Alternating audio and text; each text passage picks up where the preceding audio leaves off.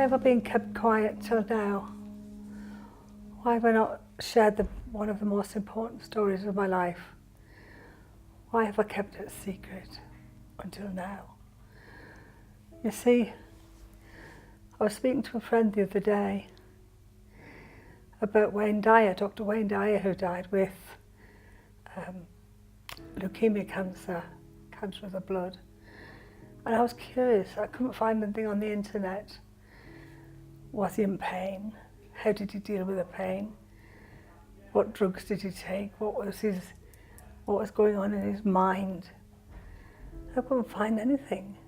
You might be able to find something about these things, but it seemed important to me that now we're coming into business with a new and a higher level of consciousness, that not only do we ask ourselves and others questions in a secret nature, but perhaps more loudly, more real. So I've taken the mantle to share with you about some of the things that have occurred to me. So why now? I have a very close group of about 15, 16 people who I connect so deeply with regarding what's going on in my body. Not to be the great I am. I've done that bit of my life, done it over many years, been pretty good at it too. But this part, this exhausting part, is for me to leave my legacy to anyone that wants to uncover it, to be shown it. It's for you. So my legacy is to share the message that all needs to be talked about, wrestled with, shared, cried over. I am one person. I cannot speak for other people who are dying. As you'll find out later on in one of the clips, nobody gets out this alive anyway. I just hadn't expected it to be so soon, but you know, that's the way the dice turned in my life. It was an interesting meeting yesterday. My son was on my right and on my left was a beautiful, beautiful lady who I'd met before at the Unitarian Church in Derby. And she's called Christina, and she's a celebrant. So 2 years ago I got my affairs in order for my attorneys to be in place if I lose my faculties for health and welfare and also financial. So that was 2 years ago before any of this. But actually now, it's the finer points. Now my family know what the celebration's going to be like.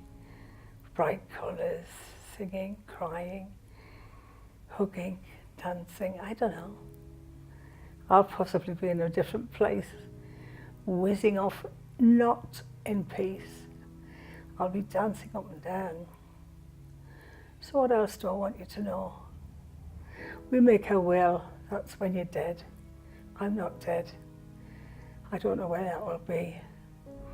But to speak to our family, to say the important things to your loved ones, you look into their eyes, and you just speak. You don't know where to start, but there's a willingness to speak. And I'm inviting my friends and others to ask the important questions, like it has a different tone when somebody asks, and how are you today, Jackie? Today, it's not a flippant question. It's a deep and caring question where you can actually say, well, I feel exhausted. It took me 2 hours to have a shower with help, being wheeled along in a wheelchair. It took 2 hours, and I'm exhausted. And so the exhaustion is a big part of this part of the journey. So what other questions might you want to ask someone who is on their last run? you might ask them how it feels for me to be in this dying phase. So my response will be, as it is in the moment. It's different to how it was yesterday, perhaps different till tomorrow. But I want you to be honest with me, and I want me to be honest with you. And it's exhausting writing, so I don't write. Somebody has actually helped me to look after my very personal Facebook account. So I don't know how this is going to affect you. I know that videos are a great modality. It's a great legacy as well. There are things my family won't want to watch or hear, perhaps ever, perhaps for a month, a year. But they've got the opportunity visually to experience me. And I think that's great, that they're going to be able to turn the pages over a visual photo album. So what else might you ask a person who is in the dying mode? People say that all the nurses keep coming to my room. And I asked one of the nurses just to tell me why she keeps coming to my room. She says, "You're being so light." And that's a common denominator. And all I can think of that in my way of being is I've cleared myself out so much about love, certainly forgiveness, geez. And I've been clearing myself out year in, year out, year in, year out, that I am light, that there's not much on my hidden agenda, you know. And I think because of all this clearing, the windows have been wiped clean and clearer. I don't even have the energy to scream. There's not much pain. I want pain control. Pain control. But I feel like I'm getting close to being fully completed now that the celebrant's, nearly finished with, the arrangements, the prepayment of the proceedings and the what colour bag I'm going to go out in the ashes, and it's purple, by the way. And just think of what questions you would want to ask a dying person.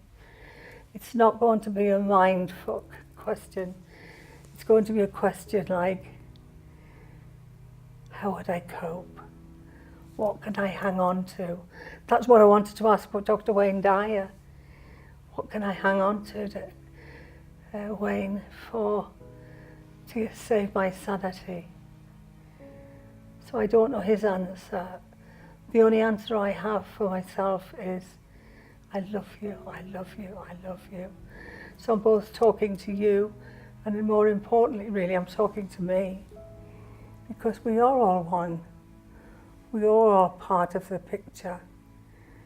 If you've met me physically, thank you for meeting me physically. A big part of me, people's always wanted to keep in touch now. I've always known it would be too exhausting. I'd have to remember your story. And I don't want to remember your story. I want to give you what I give you in the here and now, and then I retreat, and I've done that for many years. So, what is it you want to know about death and dying? I feel deeply privileged that I'm being given a terminal illness, so I've got time. It's not pleasant, but I've got time. You see, my brother and my dad both dropped down dead. No time to say goodbye. No time to say au revoir.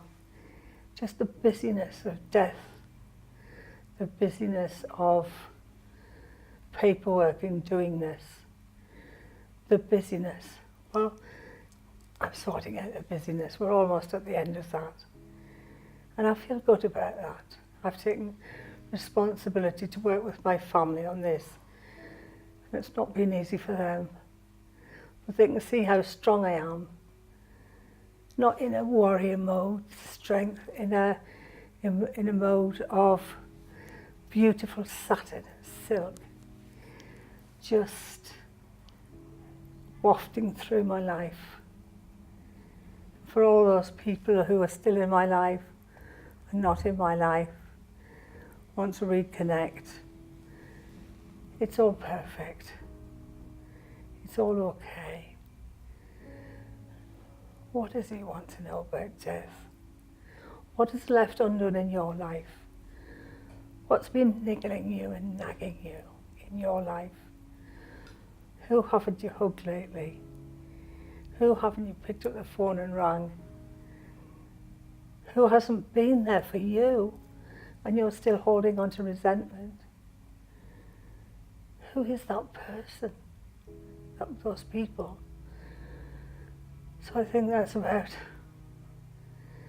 as much as I can bring to mind.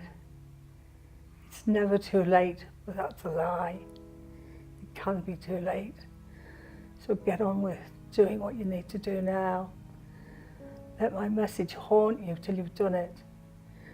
That would be a deep prayer. So, adios amigo. I love you, I love you, I love you. And the Hono Hono prayer is, thank you, I'm sorry, please forgive me, I love you. Thank you.